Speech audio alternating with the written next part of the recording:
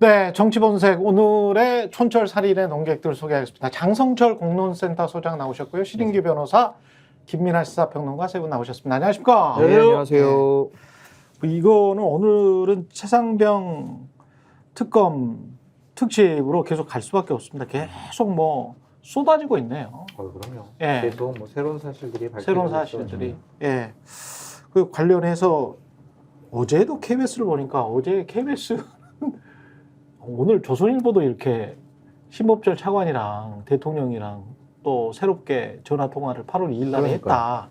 두 차례나 더 했더라. 이게 나왔는데 KBS는 전혀 따라가지는 않더만요. 네, 대단한 방송사가 됐다. KBS 아직 보세요? 근데 아니 뉴스를 봐요? 뉴스의 꼭지는 늘 체크를 합니다. 네. 네, 뉴스가 이제 어떤 식으로 편집이 돼 있고 그건 편집권에 관한 그렇죠. 거니까 보셔야죠. 네. 북한 전문 방송이에요, KBS는 지금. 아, 북한 많이 하더라고요. 북한 얘기가 거의 뉴스의 반이에요. 그러니까 네. 북한이 뭘 했고 네, 거기에 대해서 우리가 뭘 했고 그렇지. 어제 같으면 뭐 포 쏘고 이런 얘기가 주였겠죠, 아마도. 뭐. 그리고 어제 이제 다시 뉴스에 그런 게 있었어요. 야당이 국회가 우리 박민 사장님을 탄압한다. 이렇게 공영방송의 언론 자유를 지키기 위해서 우리는 아니, 국회 오라고 이렇고 박민이 나를 탄압했는데 지금 무슨 소리야 지금? 피해자와 가해자가 맞바뀌고 있습니다. 예, 질서가 없어요. 네, 진짜. 국회 오라고 그랬는데 안 오고 그러니까 그렇지. 그거 왜 안 옵니까, 국회를? 기분 나쁘면 무단으로 결석합니다 지금. 예. 무단 결석합니다. 지금 저 기존에 나온 것들을 새롭게 정리한 나온 것들과 한번 섞어서 이야기를 해볼 수밖에 없을 것 같은데 일단은 국방부 검찰단이 수사 보고서를 회수한 날 8월 2일 날 그리고 최병 박정훈 대령 측 그쪽 수사단장이랄지 변호인 쪽에서는 수사 보고서가 뺏긴 날 이렇게 이제 찬탈된 날 이렇게 지금 부르고 있습니다. 말 자체가 다 달라요. 근데 이제 그걸 회수한 날에 신 전 차관이 윤석열 대통령에게 먼저 전화를 두 차례 했더라. 우리 기존에 나왔던 거는 전화를 한 차례 받은 것만 나왔었는데 두 차례 먼저 했더라. 이게 지금 어제 보도가 쏟아져 나왔거든요. 이거는 의미하는 게 이제 계속 대통령이 직접 개입했다? 그러니까 그러한 퍼즐들이 지금 하나씩 맞춰져 가고 있잖아요. 예. 그러니까 대통령실에서도 대통령의 경로에 따라든지 아니면 차관들이나 뭐 장관들하고 통화하고 여러 가지 뭐 지시한 것은 이제 인정하는 것 같아요. 지금은 그래서 그게 뭐가 문제인데? 뭐 어쩌라고? 이제 이런 상황이 된 것이 아닌가라는 좀 생각이 드네요. 그래서 뭐가 문제인데 이렇게 그냥 툭 칠 수도 있는 겁니까? 이거는 뭐 대통령이 다 우리가 국군 통수권자인데 이런저런 그런 논리죠. 예, 의견을 제시할 수도 있고 이게 좀 뭔가 조사가 잘못된 것 같아서 다시 재조사하라고 지시할 수도 있고 무단 인첩인 것 같아서 회수했을 뿐이다. 이 논리인 것 같습니다. 입법청문회나 그 이후에 나온 것들을 쭉 보면. 근데 국군 통수권자라고 하면은 아무 일이나 다 할 수 있습니까?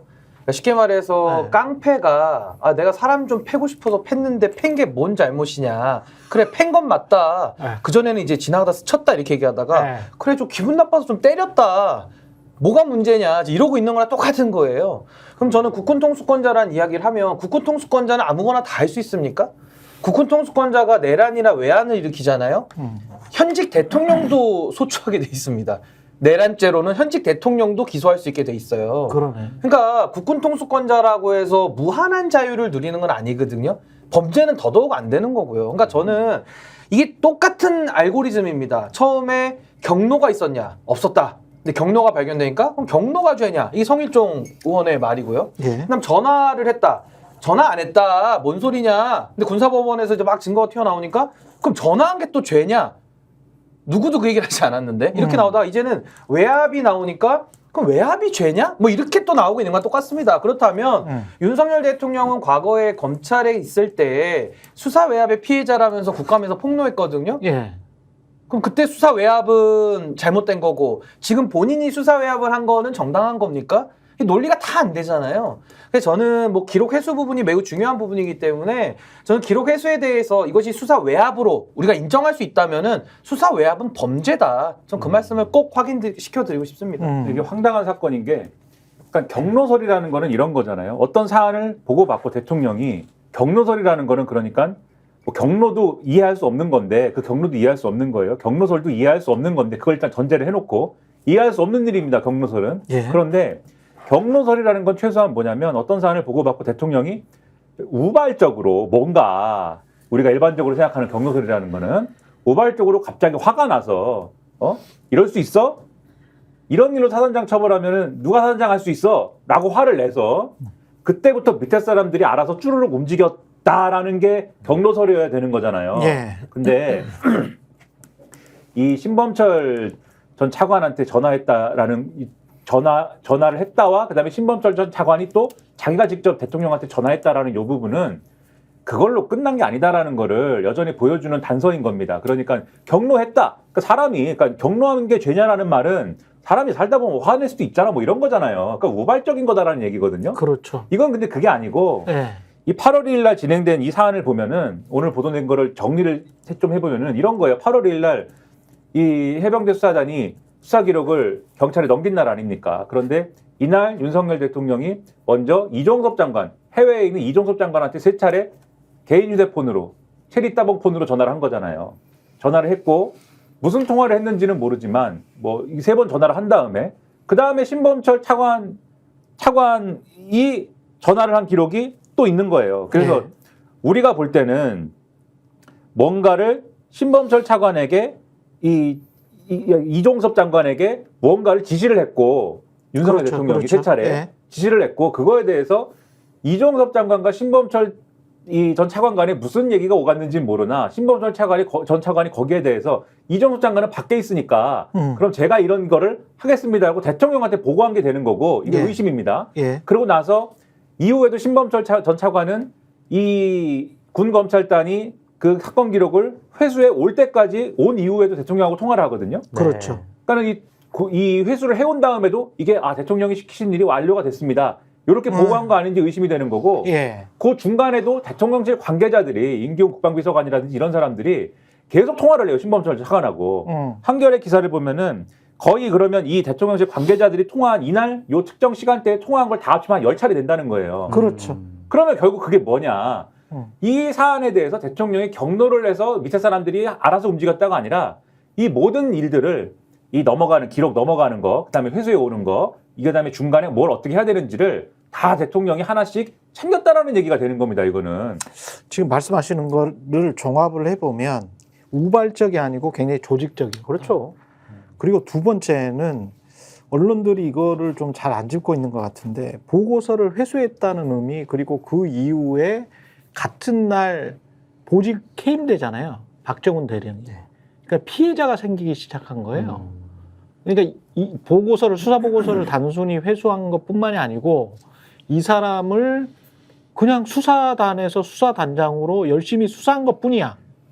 그리고 이 사람의 주장에 따르면 군사법원법에 따라서 이첩을 해야지 직권남용이 되지 않기 때문에 이첩을 중단을 해버리면 본인도 직권남용이 된다. 왜냐하면 이첩하는 또 주체는 본인 밑에 있는 중령이야. 예. 광역수사대장이에요. 그러니까 본인이 하지도 않고 광역수사대장이 오늘 이첩하는 날입니다. 이첩해야 됩니다. 라고 하니까 해라. 그러니까 이종섭 장관이 네가 이첩했냐? 그러니까 이첩했습니다. 막으면 어떻게 되냐? 직권남용이 됩니다. 안 하셨으면 좋겠습니다. 그래 알았다.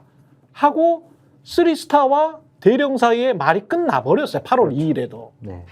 그 전에도 보면 이 수사보고서를 국방부 장관이 이미 결재를 했잖아. 그러니까 결재를 안 했으면 대통령실의 이 무단 이첩이다. 무슨 또 그리고 우리가 무단 이첩한 걸 회수한 거다. 이게 좀 말이 되는데 무단 이첩이 아니고 이미 결재 보고서에 사인을 해버린 거고 국방부 장관이. 아니 장관은 또 이렇게 얘기했잖아요. 네. 아니, 그때는 제대로 검토 안 하고 사인했다. 아니 그러면은 그거는 직무유기지. 그렇지. 예. 그거는 장관의 직무유기지. 그렇게 무능한 장관이 있었어야 되겠습니까? 그렇죠. 그리고 그런 사람을 또 호주 대사를 시켜? 네. 말이 안 되잖아. 그리고 그렇게 해서 이제 회수를 하잖아요. 그런데 더 제가 보기에는 그 이후에 조직적 범죄가 일어나고 피해자가 생긴 거는 네. 그러면 이 사람 잘못이 없었는데 무고한 거잖아요.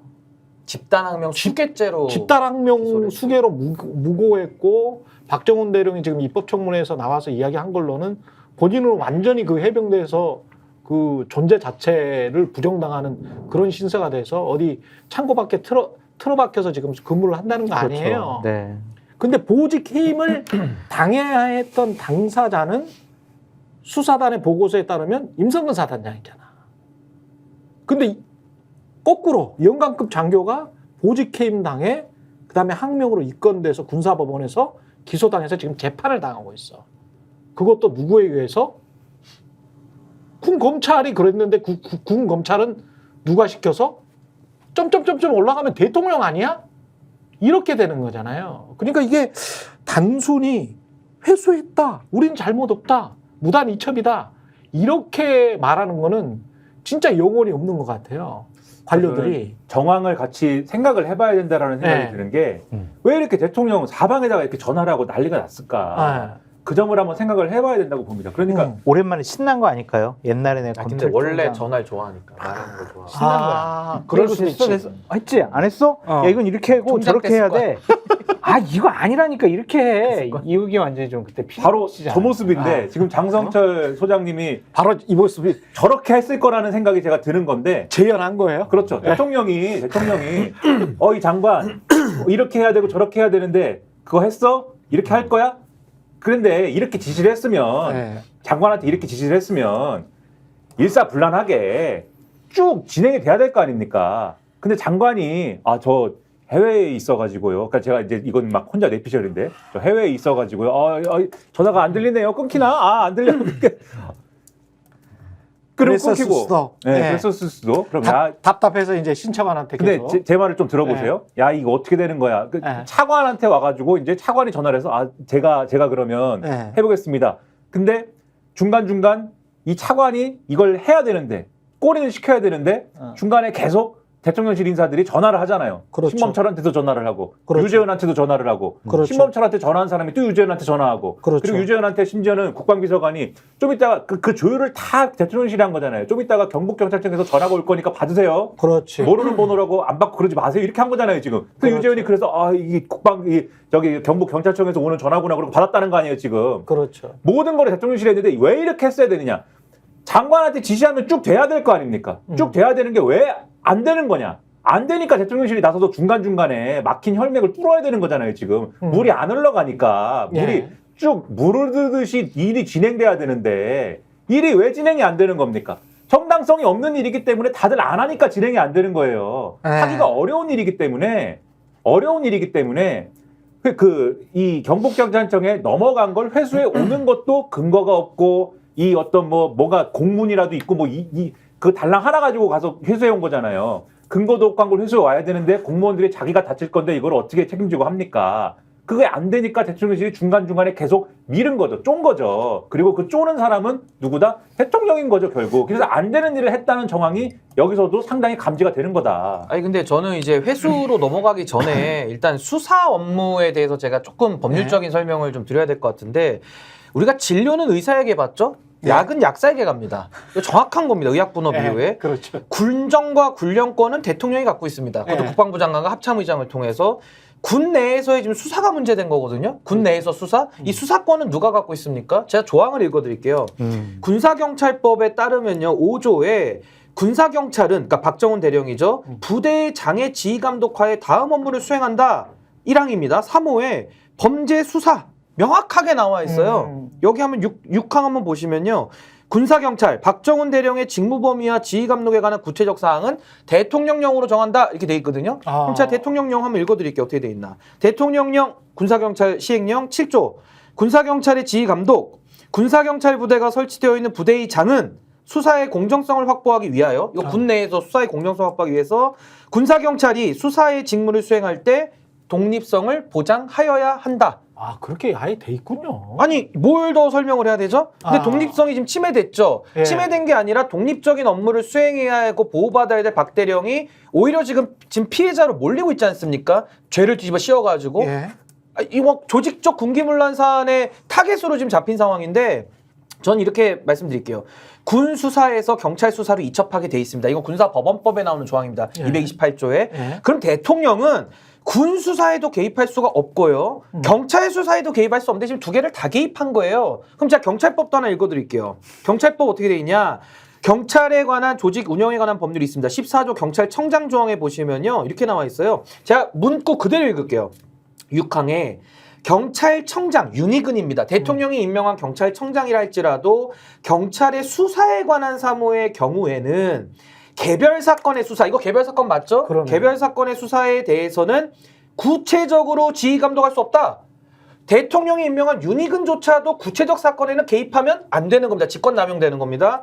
똑같이 근데 다 저렇게 돼 있고. 다만 예. 국민의 생명, 신체, 재산, 공공안전 등에 대한 중대한 위험을 초래하는 긴급하고 중요한 사건의 수사에 있어서 경찰의 자원을 대규모로 동원하는 등 통합적으로 현장 대응을 할 필요가 있다고 판단할 만한 상당한 이유가 있을 때에는 어떻게 하느냐.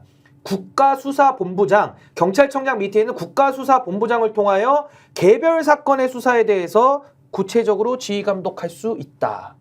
그러니까 매우 구체적 사건에 개입하는 게 너무 어려운 요건이라 저희가 기억도 다 못하겠어요. 그것도 국가수사본부장을 통해서 해야 된다 이렇게 돼 있습니다. 이거 어디서 많이 봤냐면 검찰청법에 나오는 거랑 똑같아요. 그러네요. 똑같네. 똑같아요, 검찰청법. 구조가. 예. 근데 군수사에 개입을 했든 경찰 수사에 개입을 했든 둘 다 문제인데 양쪽에 다 개입을 했다니까요. 그러니까 범죄가 더블이다. 저렇게 생각합니다. 더블 범죄. 그러니까 안 되는 거 아닙니까 기본적으로. 두 개를 다 했어, 안 되는 둘 다 안 되는 거. 안 되는 일을 시킨 거예요. 이시원이 했어 이시원이 경찰에는 지금 행정관을 통해서. 안 되는 일을 시킨 거예요 대통령이. 아니 안 되는 행정관이 일을- 국가수사본부장이에요? 그 행정관이? 구체적 사건에 개입한 행정관이 있다 그러잖아요. 그렇죠. 전화는 어떤 이시원이 했다는 그 사람이 국가수사본부장이에요? 근데 아니잖아요. 그 행정관도 법을 잘하는 사람 아닙니까? 이 검사 출신이어가지고 법을 이렇게 잘하는 사람이 그걸 혼자만의 생각으로 했을 리가 없는 거잖아요. 시켰으니까 했지. 안 되는 걸 시키는데 밑에 쭉 있는 요거를 결국 중간에서 계속 이행해야 되는 사람들이 이런 법적인 무리수를 다 알고 있는데 한 번 시켰다고 하겠느냐고요. 잘 안 되는 거지 않습니까? 잘 안 되니까 중간에 다 끼어들어가지고 전화를 하고 왜 안 되냐고 하고 괴롭히고 이렇게 한 거예요. 이거는 본질적으로 이런 문제인 것이고, 그 다음에 이 윤석열 대통령이 이렇게 개입한 거에 대해서 아까 이제 방송 처음에 이제 뭐 항변을 그렇게 하고 있다. 뭐 외압은 안 되느냐, 외압하면 안 되냐, 뭐 대통령이 그럴 수도 있는 거 아니냐, 뭐 이렇게 얘기한다, 뭐 이런 말씀하셨지만 그거를 만약에 검찰에서 일어난 사건이다라고 비유를 하면은 윤석열 검찰총장이 검찰총장인데 위에 있는 대통령이 검찰청에서 다루는 사건을 뭔가를 처리를 하는데 이 개입하기 위해서 이 정도로 전화를 막 해요. 검사한테 네. 전화하고 네. 검사한테 전화하고 네. 서울중앙지검장한테 전화하고 네. 그다음에 뭐 수사관한테 전화를 하고 이래가지고 이거 원래 수사한 사람 좌천시켜버리고 본직 그렇죠. 퇴임시켜버리고 그 사람 입건. 그렇죠. 징계 뭐 입건 예, 이렇게 하는 징계 거죠. 입건. 검찰총장은 통하지도 네. 않고 네. 검찰총장은 뭐 해외에 있고 막 이러고 그랬다는 사안인데 그때 같았으면은 윤석열 대통령이 어떻게 했겠냐고요. 윤석열 검찰총장은 어떻게 했겠습니까? 뭐 난리가 나고 뭐 권력이 어쨌다 그러고 바로 대선 출마로 가고 뭐 그렇게 됐겠죠 아마. 그러니까 말도 안 되는 일이에요. 얘가 이때 네. 2012년도 국정원 댓글 사건 수사하는 팀장이었었잖아요. 예. 그때 막 서울중앙지검장이 어떤 야 이거 좀 분마하고 지가 야좀 잘 좀 처리해. 조영공 검사장. 네, 이렇게 했을 때 국회에 당시 윤석열 팀장이 나와가지고 기왕 이렇게 된 거 뭐 제가 다 말씀드리겠습니다. 당시 박정훈 대령 역할입니다. 지시 자체가 부당한데 그걸 어떻게 따르란 말입니까? 이랬어요. 그렇지. 그래가지고 와 그때 국민검사가 나타났구나. 그렇죠. 예. 전 그때 박근혜 정권 시절에 예. 국회 보좌관으로 잘 나가고 있었지만 아. 멋있다고 생각을 했거든요. 야 네. 저런 정의로운 검사가 있어야 된다. 그렇게 생각을 했는데 왜 과거의 그 윤석열은 지금 윤석열하고 다른 것인지. 게다가 지금 저 끝끝내 버티기를 할 것 같은 게 최근에 나온 뉴스 중에서 저도 김종대 전 의원도 그거에 아주 주목을 하던데 경북경찰청에서 수사 결과 발표하겠다라고 막 자꾸 그러잖아요. 근데 그거를 이제 막아야 된다라고 김종대 전 의원은 말을 하는데 막아야 된다라고 하는 이유가 수사 결과 발표가 눈에 보듯 뻔하기 때문인 것 같아요. 그러니까 뭐토로 막아요, 근데 그거를? 그냥 발표하게 내비두는 게 좋지 않아요? 수사 결과 발표가 네. 아마도 임성근 사단장 구하기에 네. 연장전이 될 것이고 그 구하기의 연장전으로 임성근은 무죄다라고 혐의 없음으로 국가의 어떤 한 기관이 수사기관이 이야기를 해주면 또 하나의 공신력이 생기지 않느냐. 그러니까 이게 어떤 그걸 구조냐면 방패막이로 그렇죠. 또 이제 이야기를 할 거 아니야. 뭐 이런 그러니까 권익위 해석을 갖다 그렇죠. 이용해 먹듯이. 그러니까 이런 그렇죠. 구조예요. 그러니까 네. 해병대 수사단이 수사를 한 거는 기본적으로는 법적인 어떤 뭐 구속력은 없는 거지 않습니까? 초동 조사를 해보니까 그렇지. 이런 조사죠. 혐의가 의심된다라는 내용을 경찰에 넘겨준 거에 사실 불과한 거예요. 그리고 그렇죠. 경찰은 자기가 수사하는 과정에서 네. 해병대 수사단의 이 조사 내용을 참고할 수 있는 것이지만 그것에 예를 들면은 기속되지 않는 것이거든요. 해병대가 예를 들면 임성근 사단장에게 죄를 물어야 됩니다라고 수사 결과를 내놨다고 하더라도 그걸 그대로 따를 필요는 없는 거죠. 근데 그렇지. 경찰이 수사한 결과를 내놓는다는 것은 거기서부터는 경찰이 공식적으로 수사를 해봤더니 혐의가 이렇게 됩니다라고 하는 그 다음 단계는 뭐냐면 그 내용으로 검찰에다가 송치를 하겠다는 거지 않습니까? 그렇죠. 검찰로. 그렇죠. 그럼 여기서부터는 이제 혐의가 그럼 어느 정도는 공식적으로 확인이 됐네. 경찰이 실질적으로 조사를 해보니까 해병대 수사단이 애초에 조사했던 거하고는 내용이 다르고 애초에 박정훈 대령이 했던 거하고는 내용이 다르고 국방부 조사본부가 그렇지. 다시 최종한 거. 그렇죠. 재검토한 게 맞네요. 역시 경찰이 더 해보니까. 맞아. 검찰에 넘어가면 또 검찰도 그렇게 판단한다라고 하면 또 역시 또 맞네요. 이렇게 가는 것이기 때문에. 그러면 지금 있잖아요. 대통령실에서 한 거는 사실상 8월 2일 이후에 회수를 해가지고 국방부 조사본부에서 다시 해 해서 최종 보고서 나와서 1대1로 만든 거예요. 구도를. 네. 수사보고서 박정훈 대령의 수사보고서 1 네. 이런 주장. 네. 그리고 국방부 조사본부에 다시 해 해서 만든 1. 그래서 1대1의 구조를 만든 겁니다. 이 1의 구조는 조사본부의 그 문서는 대통령 측의 주장과 일치를 해.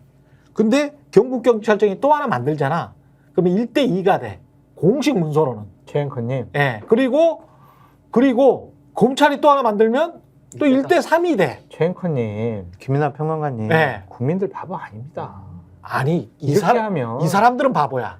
이 사람들은 그 사람들이 바보지. 이 사람들은 그렇게 생각을 지금 하고 네. 있는 거야. 야, 공식 문서로는 1대1이 됐다가 1대3까지 될 수 있어. 약간 산술 더하기식으로. 왜? 그러면서 계속 국민들한테 국민들이 믿어요. 그러면 이게 아이고, 맞아. 그래. 그 믿어요. 그러면 그러면서 KBS로 또 이제 보도를 할 거 아니야. KBS 누가 봐요 지금? 아무런 이야기 안 하다가 네. 아무런 이야기 안 하다가 1대1이 되고 1대2가 될 때 2를 이야기를 할 거라고. 예? 그리고 1대3이 될 때 검찰도 확인해줬다. 그러면서 또 이야기를 할 거라고. 근데 그러면- 국민들이 믿지 않아도 저는 네. 국민들 믿지 않겠죠. 믿지 않아도 이게 어쨌든 공식적인 결정의 과정이라는 게 저는 중요하다고 생각하는 거예요. 그럼 이 내용대로 검찰이 기소를 하겠죠. 그렇지. 그럼 임성근 전 사단장은 기소에서 빠지겠죠. 그렇죠. 이 8명의 애초에 적시된 8명의 혐의자 중에 하급 간부인 2명만 재판받게 되는 거죠. 그렇죠. 그 재판받는 것도 상당히 힘들고 고통스러운 일일 텐데 예. 그 난리를 치면서 어쨌든 이게 1심, 2심, 대법원 가는 과정에 임성근 전 사단장은 이대로만 쭉 가면은 임성근 전 사단장은 뭘 하게 될지는 모르지만 어쨌든 법적인 책임은 그렇죠. 피하게 되는 거죠. 예. 그 여기에 대한 국민들의 분노나 뭐 비판이 있겠지만 예. 법이라는 건 어쨌든 이렇게 들어간 이후에는 그렇지. 뒤집을 수가 없는 거 아닙니까? 예. 그래서 이런 거를 막기 위해서 경찰이 지금 이렇게 정해진 결론으로 가지 말고 좀 맞는 결론으로 갔으면 좋겠다. 이런 말씀을 김종대 전 의원 등이 하는 것 같고 예. 근데 이런 결론으로 가더라도 예를 들면 특검이나 이런 게 출범을 해서 정확하게 수사를 제대로 해가지고 다시 기소할 사람들을 제대로 기소하거나 뭐 이런 부분으로 가면은 뭐 그러면 또 결론이 바뀔 수 있는 거니까 여러 가지 이 층위의 노력이 필요한 것 같고 그다음에 이제 조사본부의 결론이 그러면은 조사본부의 이제 최종 보고서 그 보고서의 결론이 맞는 거냐에 대해서는 분명히 안 맞는다. 이게 조사본부도 조사를 하면서 중간중간 우리도 이 결론에 동의하지 않아요라는 그러한 단서를 여러 남겨놨다라는 말씀을 쭉 드려왔지 않습니까? 그렇죠. 중간 보고서도 있었고 그렇죠. 그다음에 이것을 최종적으로 경찰에 넘길 때도 최종 보고서 넘길 때도 임성근 전 사단장을 포함한 신원을 같이 넘겼어요. 신원 정보를. 그거는 이 사람들도 어쨌든 우리 조사 결과가 이렇지만 하급 간부 2명에 대한 혐의를 묻자는 거지만 조사는 한번 해보세요라는 취지입니다. 임성근 전 그렇지. 사단장에 대해서도. 그렇지. 그럼 이렇게 넘어왔으면은 경찰은 당연히 여기에 대해서도 혐의를 물을 게 있는지를 조사를 해야 되는 거거든요. 그게 제대로 됐는지도 확인을 해봐야 될 대목인데 오늘 보도를 보니까 국방부 법무관리실이 조사본부에다가 구체적인 압력을 행사한 게 또 나왔더만요. 그렇죠. 정확하게 임성근에 대한 혐의를 빼라라는 취지의 의견을 명확하게 국방부 법무관리실이 조사본부에다가 전달을 한 게 또 나와요. 그러니까 그럼 이게- 혐의자가 아니고 임성근 등을 관련자로 기재리 그렇죠. 통보해라. 그렇죠. 예. 그런 상황에서 경찰이 지금 정해진 결론대로 수사 결과를 내놓으면은 그거는 아무도 믿을 수도 없는 것이기도 하지만 법적인 혼란이나 이런 것들이 굉장히 커질 수밖에 없다. 아니 근데 저는 뭐 덮어준다 뭐 네. 내지는 왜곡된 수사를 하겠다 네. 뭐 이런 거에 대해서 저는 지금의 현실에서 우리가 밝힐 수 있는 방법은 특검밖에 없고요. 예. 특검을 통해서 경찰 단계든 앞으로 검찰 단계든 계속 축소 은폐를 하는 세력이 있을 텐데 그 사람들 전 다 처벌해야 된다고 봐요. 그 라인마다의 담당자들에 대해서 조사를 해서 전 당연히 처벌해야 된다고 보는 거고 그래서 저는 특검 외에는 답이 없다. 이건 뭐 명백한 결론인 것 같고요. 아까 무단 회수에 대해서 이야기를 했는데 지금 정부 측, 그러니까 윤석열 대통령 측의 논리는 박정훈 대령이 무단으로 이첩을 시켰기 때문에 본인들이 무단으로 회수해왔고 무단으로 회수해와도 적법하다. 이러면서 국군 통수권 뭐 이런 얘기를 하거든요. 예. 제가 이거를 조목조목 짚어드리면 무단 회수. 국가기관 간의 권한쟁의라는 것은 지금 박정훈 대령과 윤석열 대통령은 할 수 없습니다. 원래는 뭐 지자체랑 국가기관 내지는 국회와 뭐 행정부 이런 식으로 권한쟁의 하는 거니까 이거는 권한쟁의를 할 사안은 아닌데 그렇다면 제가 첫 번째로 묻고 싶은 게 회수를 할 수 있는 근거 규정이 있는가? 그러니까 이첩이 완료됐는데 뭐 불법이든 뭐든지 간에 이첩이 끝났습니다. 근데 그것을 대통령실이 나서서 무단으로 회수해오는 규정이 있습니까? 있으면 한번 찾아보세요. 그럼 제가 없나 봐요. 논리를 네. 거두겠습니다. 없습니다. 없나 봐요. 없어가지고 그게 없어가지고 이시원 비서관이라는 사람이 유재원 유재원 법무관리관한테 맞아요. 전화를 네. 해가지고는 그거를 그거를 좀 협의한 거야. 만들어 보시면 어때요? 라고 네. 해서 보고서를 뭐 만들겠다는 얘기가 네. 있더라고요. 아니 그러니까 제 말씀은 무단으로 이첩했다 그러면 그것도 문제지만 뭐 그건 또 따져봐야 되겠지만요. 네. 일단은 무단 이첩을 논거로 해서 무단으로 회수할 근거 규정이 없다는 게 첫 번째 핵심이고요. 두 번째는 무단으로 이첩을 했다? 불법 이첩이다? 그렇다고 하더라도 사적 구제가 됩니까 우리나라가? 다 재판을 통해 가지고 하지. 만약에 우리 집에 누가 들어왔어요. 무단 침입을 했어요. 제가 가서 때려잡으면 됩니까? 저도 그거는- 폭행죄로 걸려요. 저도. 그거는 중세면은 가능합니다. 중세. 아 그러니까 제가 말씀드리고 싶은 거는 사적 구제가 우리나라는 불가능하거든요. 그러네. 더더욱이나 국가 기관 간에서 불법을 바로잡는 방법은 권력을- 절차에 따라야 된다는 거예요. 그러네. 권력을 통한 사적 구제를 했네. 그러면 예. 여기서의 절차는 뭐냐 이렇게 보시면 됩니다. 만에 하나 박정훈 대령이 저는 불법이라고 생각 안 하지만 예. 불법 이첩이라고 제가 전제를 할게요. 예. 그렇다면 사적 구제식으로 대통령실이 나서서 바로잡으면 그거 자체가 문제고요. 어떻게 바로잡아야 되느냐? 박정훈 대령이 무단 이첩이 문제가 되면은요. 그 이첩을 통해서 경찰청이 수사를 할 거 아닙니까? 수사를 해서 기소를 하죠. 그럼 그 혐의자들이 재판을 받을 거 아닙니까? 그렇죠. 그 재판 과정에서 박정훈 대령의 무단 이첩 부분까지 다 문제를 삼아가지고 무죄로 빠져나오는 겁니다. 이렇게 절차를 바로잡는 거예요, 우리나라는. 그렇지. 거기서도 1심 판사의 의견에 불복한다. 2심 가는 겁니다. 그 대법원 가서 끝나는 거예요, 우리나라는. 그러네요. 이게 법체계인데 엉뚱하게 대통령이 간섭해가지고 야 이거는 내가 볼 때는 불법이야? 아니, 자기가 기준이냐고요. 아니 언제적 검찰총장이에요 지금. 아니 뭐 평생 만년 검찰총장만 그럼 하든지 차라리 대통령 하지 말고. 아니 근데 만년- 검찰총장 만년필이야 뭐야? 만년 검찰총장이라는 거는 아니 월급 줄 테니까 검찰총장만 하세요. 그럼 대통령 하지 아니, 말고 잘라버리게. 검찰총장은 그렇게 해도 됩니까? 제가 볼 안 때는 되죠. 검찰총장도 안 그래도 돼요. 안 되죠. 이걸 할 수 있는 유일한 사람은 지청장 깜도 안 돼요, 솔직히. 네. 지청장 깜도 안 돼요. 제가. 이런 식으로 할 수 있는 유일한 사람은 중세 왕밖에 없어요. 아니, 그러니까 네. 중세 네. 왕들 어떻게 됐습니까? 근대 시민혁명 되면서 모가지가 날아갔잖아요. 단두대. 프랑스 혁명, 예. 단두대. 예. 그러니까 아니 그러니까 제가 말씀드리고 싶은 거는 저는 박정훈 대령의 무단 이첩이라는 주장 자체가 저는 근본적으로 하자라고 저는 보는데 예. 그랬더라도 절차적으로 바라잡아야 되는 거고 그 절차라는 것은 대통령이 개입하는 절차가 아니라 그럼. 그 법원에 가서 형사재판에서 경찰이 검찰에 송치하면 검찰이 기소를 하면 그 재판에서 제가 변호인이라면은 임성근 변호인이라고 하더라도 이거는 무단 이첩부터가 다 문제다, 불법이다. 그렇죠. 이걸 다퉈야 되는 거예요, 형사재판에서. 예. 그 무죄로 빠져나오면 되는 겁니다, 자기들이.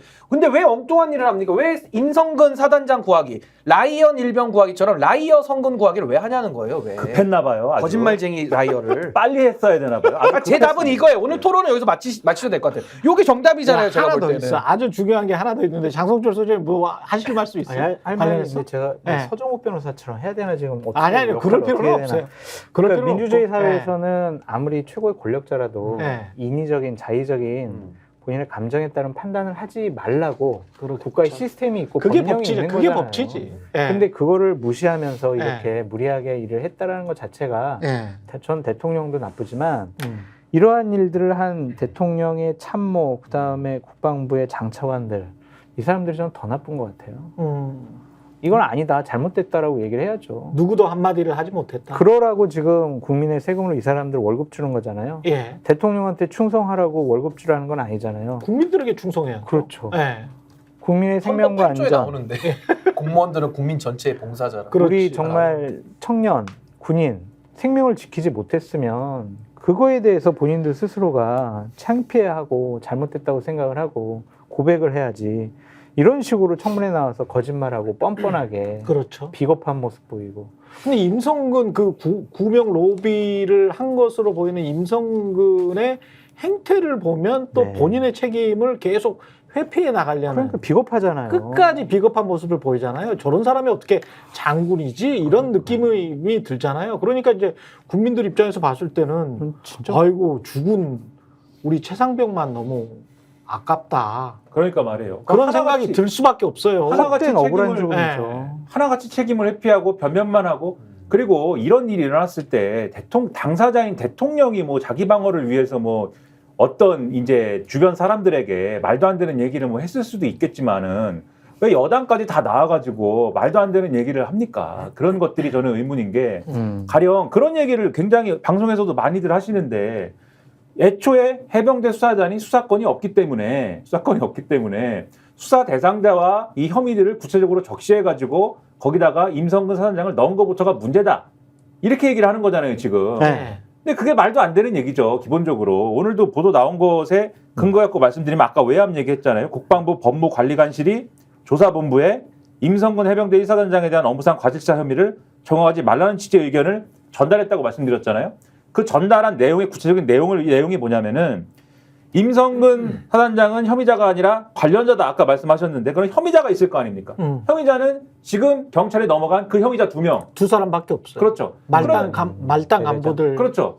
그런데 애초에 해병대 수사단이 수사권이 없는 거여서 이 수사 결과 보고서에다가 혐의자를 아무도 쓰지 말아야 되는 거면 국방부 법무관리관실의 의견도 혐의자는 아무도 쓰지 마세요가 돼야 되잖아요. 그러네. 근데 그 그게 두 맞네. 명은 쓰라고 그랬다는 거예요, 지금. 두 명은 써라. 네. 그러면 그 두 명은 써라라는 의견이 지금 국방부 법무관리관실의 의견이고 국방부의 공식 입장이 되는 것인데 이종섭 국방부 장관이 이끈 조직의 입장이 되는 건데 애초에 해병대 수사단이 수사권이 없어가지고 혐의자를 쓰면 안 된다라는 말이 애초에 깨지는 거죠. 그러네요. 그리고 이 논리는 사실 훨씬 전에 김웅 의원이 있잖아요, 국민의힘에. 네. 페이스북에 있었죠. 다 네. 그렇죠. 전 의원이죠. 이제. 네. 다 썼습니다. 이런 얘기를 국민의힘 사람들이 하는 거에 대해서 무식한 소리라고 썼습니다. 무식한 소리라고 이미 썼는데도 여전히 막 해요. 그리고 아까 이제 무단 이첩이다라는 주장이 있지 않습니까? 박정훈 대령이 무단 이첩을 했다는 거에 대해서 박정훈 대령 측의 반론이 있어요. 이게 무단 이첩이라고 하는 것도 이제 여러 가지 논리가 있겠지만 명확하게 그러면 이첩을 하지 말라는 지시가 있었던 것이냐? 없었어요. 어떤 방식으로 된 것이냐? 없었어요. 공문을 보낸 것이냐? 네. 그것도 없는데. 김기한 사령관은 알겠다라고만 했어요. 그렇죠. 이첩한다고 하니까 알겠다. 그렇죠. 예. 그럼 지시도 없는 것을 왜 하지 말라는 지시도 없었던 것을 그렇죠. 왜 무단 이첩을 했다고 하느냐? 예. 그리고 만약에 이게 정말 이첩을 하지 말아야 될 사안이었으면은 지시를 이첩을 하지 말라고 했어야 되는 건데 그렇죠. 그 지시를 왜 안 했냐 그럼? 안 한 이유가 있을 거 아닙니까? 그 지시를? 그렇습니다. 안 한 이유가 뭐냐? 지시를 하면 안 되기 때문에 안 한 거 아닙니까? 저도 요거 논리에 굉장히 김민하 평론가님 중요한 부분 짚어주셨다는데 아, 오늘 드디어 저에게 너무 정확하신 칭찬을 질문입니다. 줬죠. 왜냐하면 수사권이 없다라고 이제 와서 얘기하는 거는 법률적으로도 잘못된 해석이지만 제가 그냥 직관적으로 말씀드릴게요. 아니 수사권이 없는데 그럼 수사권 없는 사람한테 왜 지시를 내려요? 수사에 관한 지시를. 이게 아까 첫 번째 논리였고 두 번째 그럼 수사권이 없으니까 박정훈 대령이 완전히 뻘짓했네요? 그럼 그때 거짓말 좀 하지 말고 진실을 좀 밝히지. 왜 1년 전에는 조직적으로 다 거짓말했어요. 아. 그리고 김기한 사령관 뭐라 그럽니까? 야 이거 이렇게 되면 우리 집권 나면 걸리는 거 아니야? 아니 스스로도 위법성 인식을 갖고 있어요. 직관적으로 법률가가 아닌 사람도. 그거를 근데 이제 와가지고 수사권이 없다. 박정훈 너는 빠져라. 이렇게 얘기하는 게 너무 궁색하다라는 거고 제가 또 그렇지. 말씀드릴게요. 예. 군사법원법 228조에 보면요. 이게 지금 많은 분들이 수사권과 관할권을 헷갈리고 있는 건데 아. 보세요. 228조에 보면요. 수사하는 과정에서 관할이 없음을 인지했을 때 이첩하여야 된다 이렇게 나와 있어요. 수사하는 과정이라고 명확하게 나와 있습니다. 아니 수사단장이 수사를 하지 요리합니까? 아니, 수사단장이 뭐 미용을 합니까? 계란말이를 해야 될 수도 있죠. 그건 대통령이 잘못된 거예요. 그래서 저는 이게요 헷갈리신 거예요. 수사권이 있어요. 수사단장, 해병대, 예. 군에서 발생한 사건 다 수사권 갖는 겁니다. 근데 뭐가 없냐? 사망했기 때문에 군사법원법 2조에 의해서 관할권이 없는 거예요. 그래서 이첩하라는 겁니다. 근데 이걸 갖다가 수사권이 없다라고 우기니까 참 이게 난감한 거고 아니 있는데 없다 그러니까 그 좀 법문을 다시 보시길 바라고요. 사람이 죽어도요 세 가지 해석이 있습니다. 사람이 죽었네. 일반인이 봤을 때 생물학적으로 이게 지금 숨이 끊어졌구나. 죽었구나. 아니 기절했구나. 이렇게 보는 생물학적 관점이 있고 또 하나 의학적 관점이 있습니다. 의사들이 그 기계 꽂아 놓잖아요. 근데 이제 뚜 하다가 뚜 하면 이제 죽는 거죠 사람이. 그게 있고 마지막으로 법률적으로 사망을 판단하는 게 있어요. 이건 뭐 심정지설부터 법률적으로 판단하는 게 있습니다. 기준 네. 자체가. 그러니까 이게 수사 과정에서 법률적으로 최혜병이 사망에 이르렀는지 실종인지 언제 돌아가셨는지 이거를 법률적으로도 따져야 된다는 거예요. 그래서 이거를 수사단장이 따지면서 초동 수사를 하면서 관련자들의 혐의 내용들을 정리를 해서 그게 구속력이 있다는 게 아니라 그걸 경찰에 넘기라는 겁니다. 그렇죠. 손 떼라는 거예요. 군은. 그게 군사법원법이에요. 임성근의 로비도 손 떼야 되고 박정훈 대령도 더 과하게 해서도 안 되고 수사 딱 해서 넘기면 경찰이 보고 또 불러서 조사합니다. 그렇지. 그러다가 경찰 여기에도 경찰청장도 개입할 수 없다 그랬잖아요. 네. 이걸 갖다 검찰에 넘겨서 재판 넘겨라. 아니 이 프로세스가 어렵습니까? 이렇게 하라고 돼 있는데 대통령이 왜 중간에 박정훈 대령 때부터 끼어들어서 중간에 이상하게 불청객으로 네. 그 껴가지고 다 방해질을 하고 다닌 거예요. 아니 이러면 대통령이 재판도 혼자 하시죠? 모든 걸 다 혼자 하시죠. 삼권 분립이 아니라 그냥 일체로 하시죠. 그러면 대통령. 그때가 언제냐? 중세입니다. 중세 왕이 그렇게 했습니다. 자, 지금이 1687년인가요? 지금? 876년 정도. 야, 잠깐만요. 여기서 좀 정리를 해보면 이 상황 자체가 최상병 특검이라고 우리가 더 이상 부를 수가 없는 상황이에요. 그래서 윤석열 특검이라고 해야 되는데 윤석열 특검이라고 부르기도 조금 상황이 좀 꼬여 있습니다. 그 꼬여 있는 상황을 저는 이거를 그래서 김건희 배우자 특검 또는 김건희 남편 특검이라고 부릅니다. 예. 왜냐면 김건희 남편 특검이라고 부를 수밖에 왜 웃어? 네. 아니, 왜 웃어요? 적합한 표현 같기도 하고. 김건희 남편 특검이요? 아, 저도 앞으로 이렇게 불러야겠네요. 김건희 남편 큰일 나. 특검으로. 그만해. 왜냐면 윤석열 특검이라고 존재감이 없어요. 존재감. 그 새로운 아니면 알라바이 아빠의 특검 어떻습니까? 알라바이 아빠 특검. 알라바이 이번에 데리고 왔잖아요. 아이, 아빠 아닌가요? 알라바이 아빠. 서울대공원으로 보낸다잖아요. 서울대공원. 예. 자, 이게 저 웃을 일이 아닌데 하나하나씩 좀 따져보기 위해서 국회 입법청문회 때 나왔던 그 표 있잖아요. 표 한번 보여주실래요? 저도 웃겨서 말이 잘 안 나오는데 웃을 일은 아닙니다. 이게 더불어민주당의 주장 같습니다만은 하나하나씩 주장이라고 생각을 해보고 팩트가 아닌 거는 팩트가 아닌 걸로 제가 걸러드릴게요. 임성근 사단장이 고석 변호사는 지난번에 용인병인가요? 용인에서 출마를 했었던 낙선했죠. 사람이고요. 낙선을 했습니다. 근데 윤석열 대통령의 측근으로 알려져 있고 사법연수원 동기입니다. 네. 그런데 임성근이 고석과 휴가 중에 혹시 만났나? 이런 의혹이 있습니다. 이거는 팩트 아닙니다. 의혹이 있고요. 임성근과 김태효는 청와대에서 함께 근무를 했었어요. 예? 그리고 임성근과 이모 씨, 블랙펄 인베스먼트의 대표였죠. 사장님이었는데 이모 씨, 저는 이분을 블랙펄 인베스먼트니까 검은 진주, 흑진주 이모 씨라고 부릅니다. 흑진주 이모 씨. 흑진주. 좋은 별명이네요. 흑진주 씨. 또 검은색으로 해놨네요. 흑진주. 예, 검은색으로 해놨는데 이분은 골프 멤버로 초대를 받았어요. 일사단에서 초대를 했습니다. 그 카톡이 나와 있는데 그 카톡에서 초대를 한 그 사람 2023년 5월에 초대를 한 전 경호처 직원은 임성근 사단장도 스스로 그 사람은 안다. 그 사람은 존경하는 사람이다. 뭐 이렇게 이야기를 한 거예요. 그리고 그 사람은 이제 청와대에서 근무를 했었다라는 거죠. 그리고 임성근 사단장도 청와대에서 근무를 했고 이모 씨, 검은진주 이모 씨와 그리고 임성근 사단장 그리고 아까 그 청와대 직원이었던 사람, 그 경호처 직원이었던 사람, 이 사람들은 해병이야 다. 네. 다 해병이었어. 그리고 이모 씨는 김건희 여사의 도이치모터스 주가 조작 관련해서 김건희 여사의 계좌를 관리를 했어. 그렇죠. 이거는 팩트야. 네. 계좌 관리했어. 네. 그리고 이 검은진주 이모 씨의 사무실에서 블랙볼 인베스트먼트 사무실에서 김건희 엑셀 파일이 나왔어. 네. 그 맞아요. 예, 파일 이름이 김건희 파일이야 네. 그냥. 예. 근데 그것과 관련해서 이제 본인이 관리했으니까 그랬겠죠. 근데 법정에서는 이 이모 씨는 그렇게 진술을 했습니다. 나는 김건희 여사랑 잘 모른다. 네. 권오수를 통해서만 연락을 했다. 그리고 그 계좌는 왜 우리 사무실에 있는지 모르겠다. 믿으세요? 그 말을? 아니 그러니까 그렇게 이제 주장을 했어. 그런데 파일이 혼자 생겨났나 봐요. 그럴 수도 채워놨나 요새는. 예. AI. 그러니까 예, 자기 그랬을 수도 있고. 챗GPT가 만들었나 그 예. 컴퓨터에서? 근데 이 블랙펄 인베스트먼트의 이 검은진주 이모 씨는 평소에는 지금 여기서부터는 루머입니다. 네. 평소에는 임성근 사단장을 포스타 해병대 출신의 최초의 대장으로 만들어야 되겠다. 임성근을 포스타로 이게 건배사였다. 라고 이 건배사를 함께 했었던 사람이 이야기를 했다는 거 아니에요? 네. 예. 그리고 이 이모 씨는 지금 저 김건희 여사랑은 잘 모른다라고 이야기를 하고 있지만 또 다른 술자리에서는 김건희 여사 잘 안다.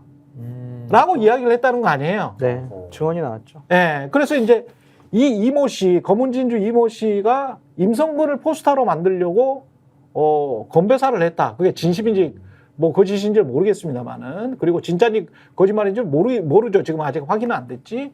그리고 이제 김건희 여사를 잘 안다라고 했죠. 그러면 이 사람은 이 조약돌로서 하나의 점으로서 김건희와 임성근을 이어주는 어떤 매개체 역할을 한 거 아닌가라고 이제 의혹이 드는 거지.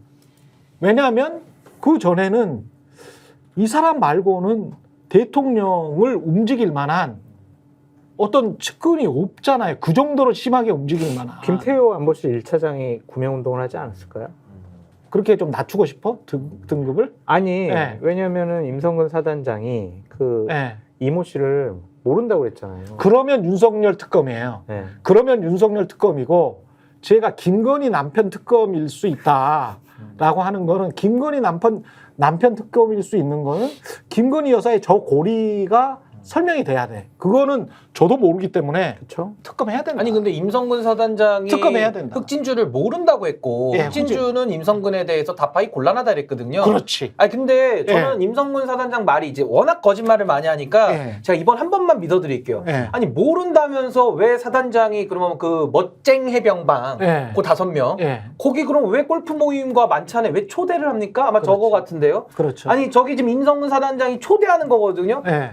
그 모르는 사람들이 들어와 있는데 막 불특정 다수를 막 초대합니까? 사단장이? 그렇죠. 메시지를 보시면 맨 처음 메시지를 보시면 공유하면 좋을 것 같아 공유합니다. 이게 청와대 경호처 출신 여기 기사에 그렇지. 나오는 A 씨가 하는 말이에요. 예. 근데 송모 씨. 공유합니다잖아요. 그렇죠. 공유하는 거예요. 5명이 공유해. 아주 공유라는 거는 네. 공유라는 거는 남이 전달해온 의사를 다른 사람한테 전달해줄 때 공유라고 하는 거잖아요. 그렇지. 다시 한번 보여주세요. 메시지를 다시 한번 보여주시면은 그 밑에 보면은 포항 1사단에서 초대합니다라고 돼 있어요. 그렇죠. 초대. 그러니까 포항 1사단에서 초대합니다라는 의사가 있는 것을 이 멋쟁 해병들이한테 공유하는 메시지인 거예요. 그리고 이때 사단장은 누구야? 임성근이잖아. 그렇죠. 임성근 사단장이 그다음에 요 메시지에 보면은 무슨 뭐 날짜도 있고 네. 그다음에 아주 구체적이에요. 사단장 및 참모들과 1박 2일 골프 저녁 자리 이렇게 써 있잖아요. 근데 네.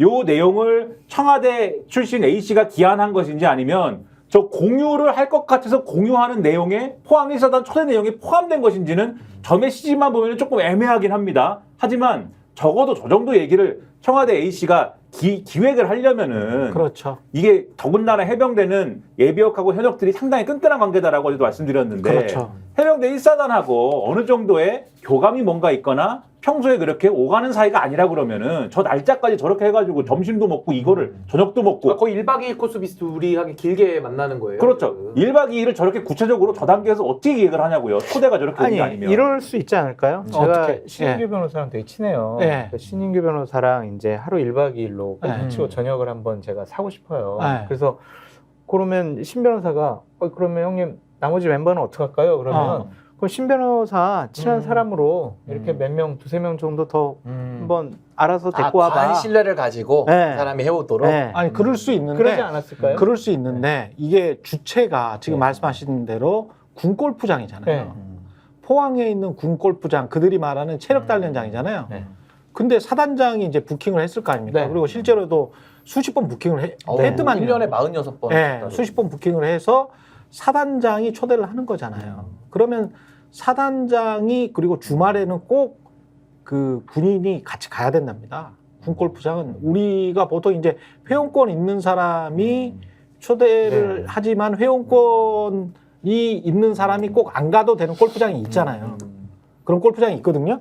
하여간 그렇다 치고 근데 군 골프장 같은 경우는 사단장이 무조건 가야 되는 거예요. 그 군인이 근데 저는요, 부킹한 사람이. 아니 근데 여기서 만약에 네. 우리 장성철 소장님처럼 보실 만약에 예를 드신 거니까 그렇지. 이러면 임성근 사단장은 바로 잘라버려야 돼요. 왜냐하면 네. 그런 식으로 한 사람을 믿고 세네 명 알아서 꾸려와라고 했다라고 한다면요, 네. 이 사람 보안 의식 제로인 겁니다. 그렇죠. 그럼 그 안에 간첩 들어오면 어떡할 거예요? 간첩 들어와서 골프 치면 어떡합니까? 예를 들어. 네. 그러니까 그건 사단장으로서 군 골프장을 이용하는 사람이 사단장과 같이. 예, 한 사람만 믿고 아무나 다 데리고 와라라고 했을 리는 만무하고 저는 누구 가겠습니다. 오케이. 해서 이제 공유가 됐다라고 보는 것이 합리적이다. 만약에 한 사람만 믿고 아무나 다 데리고 와라 그러면요. 거기에 사기꾼이 들어올지 아니면 간첩이 들어올지 누가 들어올지 어떻게 알아요? 그래서 자, 근데- 의심은 네. 의심은 임성근 사단장은 이 시기에 멋쟁 해병들을 다 알았을 것이다라는 의심. 당연하죠. 네, 멋쟁 해병. 그리고 이것도 있어요. 그러니까 멋지다. 골프를 안 쳤을 수도 있어요, 진짜로. 이 이후에도 5월 달에 골프를 안 쳤을 수도 있는데 이런 모임을 가져보셨으면 아시겠지만 이런 골프를 치고 안 치고 등 간에 4명이나 5명 정도 모여서 골프를 같이 치자고 하면 그 멤버들은 다 체크를 하잖아요. 그리고 그 전이나 뭐 그 후나 술자리 정도는 가지거든요. 그러면 그랬을 때 임성근이 나중에 이제 굉장히 공공한 처지에 처하지 않습니까? 보직 해임을 당할 처지에 처했어. 그런데 그 전에는 포항 1사단의 군 골프장에서 초대한 사람들의 명단은 있을 거 아니에요. 그러면 그 공공한 처지에 처한 입장에서 아유 그래도 썩은 동아줄이라도 혹시 잡아보자. 근데 이 사람이 블랙펄 인베스트먼트였다네?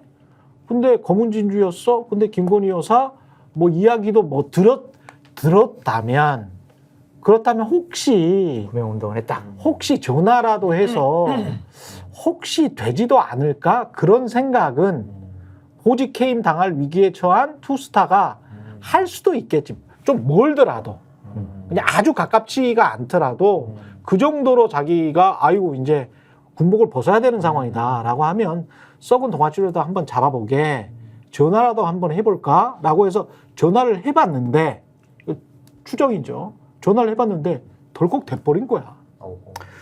그러니까 이제 덜컥 돼버린 거야. 그럴 수도 있고 네. 또 이제 아닐 수도 있으니까 네. 저는 저 이모 씨 있잖아요. 네. 흑진주 이모 씨. 저 사람 저 휴대폰 빨리 좀 압수수색 해가지고 누구랑 통화했는지.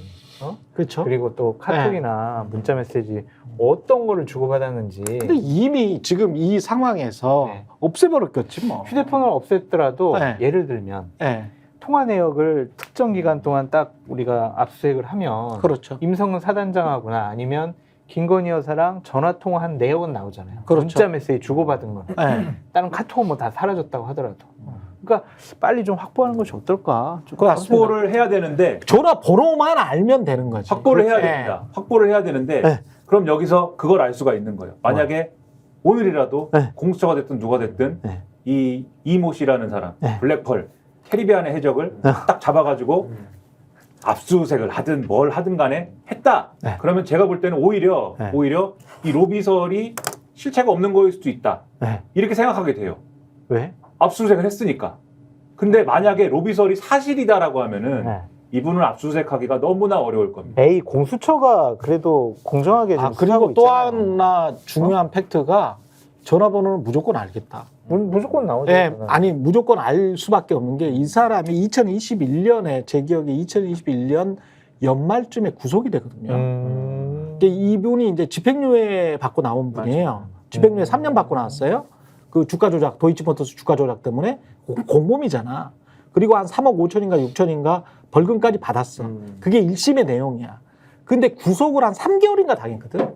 그때? 그러면 검찰이나 재판 기록에 이 사람의 전화번호가 없을 리는 없어. 전화번호뿐만 아니라 그 당시에 네. 이 사람이 유죄 판결을 받았으면 네. 검사들도 그 압수수색을 좋아하기 때문에 다 해봤죠. 폰을 압수수색했을 거 아닙니까? 그렇지. 근데 최근까지의 보도를 보면은 이 검사라는 분들이 폰을 압수수색한 다음에 자기들이 필요한 부분만 정교하게 이렇게 따가지고 이 부분만 이렇게 보고 나머지는 돌려드릴게요 이게 아니라 그렇지. 핸드폰을 통째로 이미징을 해가지고 자기네 서버에 갖고 있다는 거 아니에요. 그렇죠. 그게 논란이 네. 되는 거잖아요 최근에. 네. 그러면 검찰이라면 찾아보면 찾을 수도 있을 것이다 이분의 기록은 검찰이라면. 그렇네요. 그런데 제가 네. 이제 말씀드리는 게 뭘 말씀드리려고 하는 거냐면은 압수수색이 힘들 수도 있다. 이 얘기를 왜 드리는 거냐면 이건 뇌피셜입니다. 압수수색이 왜 힘들 수도 있냐. 이게 저는 어제도 말씀드린 바인데 이모 씨한테 로비를 했다고 해서 그게 먹혔다는 게 굉장히 이상한 사건이라는 거예요. 예. 임성근 전 사단장이라는 사람이 아까 말씀하신 것처럼 이게 썩은 동아줄이다라는 생각이 좀 들더라도 아니 도이치모터스 주가 조작 사건은 과거의 사건이고 이 사람은 심지어 유죄 판결을 받았는데 1심에서 그런 사람한테 로비를 했다라고 할 때 그 로비가 먹히겠습니까? 예를 들면 김건희 여사하고 과거에 무슨 관계가 있는지 모르지만 김건희 여사 입장에서 이 사람 1심 판결 받고 세상에 다 알려졌고 도이치모터스 주가 조작 사건의 공범이라고 그러고 난리가 났는데 이 사람이 어느 날 와가지고 임성근을 구해주세요 하면 받아줄까요? 저 같으면 안 받아줘요. 돈을 많이 벌어줬는데 받아주지 않을까? 그렇지 않아요? 근데 또더 그걸 또 얘기해. 그럼 그걸 또 얘기해야 돼요. 윤석열 대통령은 그것 때문에 돈 벌었다고 한 적이 없습니다. 그렇죠? 1차 조작 사건에 대해서 무슨 몬삭스 갑자기 생각이 안 이거 나. 골드만삭스. 네, 여하튼 치킨이 그거는 아니고. 이제 윤석열의 주장은 결과적으로 거짓말이 된 겁니다. 그러니까 그 부분을 예. 말씀드리면 예. 1차 사건에 대해서는 돈을 맡겼는데 손해만 보고 안 돼가지고 거기서부터는 손을 털었다잖아요. 2차 사건에 대해서는 관계된 적이 없다는 거잖아요. 근데 예. 어쨌든 1심 판결에서 이미 2차 사건에 관계가 있다는 게 증명이 됐지만, 그렇죠. 어쨌든 간에 도이치모터스 주가 조작 사건에 대해서는 관계가 없다라는 게 공식적인 입장인데 이분들의 공식적인 입장인데 근데 그것도 믿어요? 그것을 안 믿지만 그러니까 확인이 되는 과정에 대해서 말씀드리는 거예요. 그래서 결국 이모 씨와 김건희 여사의 지금까지 현실의 이 시점까지에 있어서의 관계가 드러나면 이거를 다시 얘기해야 된다는 거예요. 공식적으로. 그렇죠. 왜 관계가 있느냐. 도이치모터스 주가 조작 사건에 대한 대통령의 해명은 거짓이었던 거냐. 물론 다 거짓이었다고 생각합니다. 엮여져 버렸어요. 만약에 이게 사실이면 김건희 남편 특검이 맞습니다. 김건희 남편 특검이 맞아요. 이게 만약에 이 고리가 사실이면 이거는 윤석열 특검이 아닙니다. 너무 큰 사안이 되는 거예요. 예. 그러면 이 사람과의 관계가 밝혀지면 이거는 그러면 도이치모터스 주가 조작과 최혜병이 합쳐진 거기 때문에 만나는 거죠. 오작교에서 만나는 거죠. 두 그렇죠. 특검이. 그래서 김건희 남편 특검이 되는 거예요. 그러면 이 정도의 네. 어떤 정치적 파급력과 폭발력을 가진 사안을 지금의 공수처가 몇 명 되지도 않는 이 자그마한 외국 모델에서 갖고 온 공수처가 힘들어 죽겠대요 지금. 너무 그러니까요. 감당할 수 있느냐에 대해서 정치적으로 감당하기 어려울 수 있기 또 때문에 사이즈가 감당이 안 되죠. 이 사실. 사안은 그럼 결국 또 특검 가야 되는 사안이 된다. 저 김건희 여사님 저 이 방송을 자주 보시는 걸로 알고 있는데 아 그래요, 진짜? 저는 이 세 분의 의견에 전혀 동의하지 않기 때문에 동의하지 진보의 않죠. 오야붕이라 또 많이 네. 보시죠. 네, 저 정말 네. 저에 맞아요. 대해서 또 장성철 감사드립니다. 소장님이 야속해요. 이렇게 네. 열심히 얘기하는데 왜 들어주질 않습니까? 네. 진짜 설득이 안 돼요, 전혀. 네. 믿고 싶지 그러니까 이제 않으니까. 저는요 이게 수사 외압의 범행 동기 정도로 생각을 했었는데 만약에 구명 로비까지 더 나아간다면은 그 자체도 또 우리가 범죄 혐의를 또 알아봐야 되는 상황이거든요. 지금 전혀 어너더 스토리죠. 전혀 전혀 이건 다른 이제 별개의 문제가 이제 돼버리는 별개의 거죠. 문제입니다. 이제는 분리돼서 네. 또 한 번 요 관련자들 아까 그 인맥도 그렇죠. 그게 또 수사가 한번 들어가야 되는 거예요. 그래서 네. 저는 뭐 어차피 이거는 특검으로 안 가고서는 해결이 안 된다. 그래서 저는 원래는 최혜병 특검, 근데 이제 윤석열 특검으로 이름을 바꿨는데 네. 이제는 윤석열 특검과 김건희 일괄 종합 특검이 만나버리는 이런 오작교 특검 그렇죠. 이런 식으로 갈 수밖에 없다. 네. 그렇게 봅니다. 아니면 그 부분을 확실히 좀 흑진주 이모 씨와의 부분을 확실히 떨어낼 수 있는 어떤 뭐가 나와야 되는데 그렇죠. 그게 나와야죠. 그게 그것만 나오면은 뭐 국민의힘 의원들도 예, 윤석열 특검을- 특검으로 특검을 뭐 반대하거나 윤석열 특검으로 자리매김하면 그건 괜찮아요? 자꾸 그렇게 하지 마시고요. 아니 김건희 남편 특검까지 안 하고 윤석열 특검만 되면 괜찮아? 뭐 그 이름을 그렇게 정하면은 또 반발을 하겠죠. 네. 근데 어쨌든 예. 그게 나오면은 국민의힘 의원들도 반대할 명분이 없을 거예요. 근데 하여튼 희한한 게 사단장이라고 하는 별 2개짜리에 대해서 그렇죠. 대통령이 정권이 뿌리채 뽑혀 날아갈 만큼의 네. 이런 무수한 범죄 혐의들이 농축된 일을 벌렸다? 이해가 안 되니까 지금 이게 나오는 거예요. 투스타면 차관도 아니고 어디 검사장 정도예요. 검사장 차관 뭐야? 밑에. 차관 아니, 그리고 뭐. 심지어 네. 특수부 검사 출신도 아니잖아요. 특수부 검사 출신이면은 내 새끼도 아닌데. 윤석열 대통령이 워낙 그 사람들 아끼니까는 네, 그렇지. 그랬나 보다 하겠는데 네. 뭐 물에 넣어도 안 아플 내 새끼. 군대를 가본 분도 아니고 해병대 네. 출신도 아니지 전혀 않습니까? 총을 한 번도 만져본 적이 없어요. 전혀 총을. 만질 수가 없지 그쵸, 예, 부동시니까 만져볼 만들 수가 수는 없는데. 없는데 예. 참 신기하다 그건. 예, 사단장. 김건희 남편 특검인지 윤석열 특검인지는 계속 정치본색에서 확인을 해보도록 하겠습니다. 예, 어디까지 파장이 커질지는 모르겠습니다. 저희가 이제 가볍게 재밌게 이야기를 해서 그렇지만 굉장히 사실은 심각한 사안이고요. 만약에 이 모든 게 사실이라면 대한민국 리셋해야 됩니다. 아, 그렇죠. 대한민국 리셋해야 돼요. 시스템이 망가진 거죠. 네. 이제 붕괴된 거고. 예. 완전 그리고 용산 사무실은 더 이상 쓸 수가 없어요. 여러모로 지금 관련된 모든 의혹들이 다 사실이면 뭐 완전히 수도도 옮겨야 되는 상황에 직면해야 될지도 그러니까 몰라요. 권력이 사유화된 정도가 아니라 네. 권력이 초사유화된 거다. 그렇죠. 이거는 저는 네. 진짜 앞으로의 국가의 장래의 운명을 걱정할 수준까지 지금 왔다고 봅니다. 만약 사실이라면. 그렇죠. 그렇습니다. 예, 여기까지 내일도 정치본색 오전 10시 50분에 돌아오겠습니다. 좋아요, 구독 부탁드립니다. 고맙습니다. 감사합니다. 감사합니다. 저희가 얘기할 때 오셔가지고 라이브로 관전하시기 바랍니다. 반드시 주변 사람들 데리고 오시기 바랍니다. 구독, 좋아요, 알림 설정 해주시기 바랍니다. 좀 살려주십시오, 저 좀.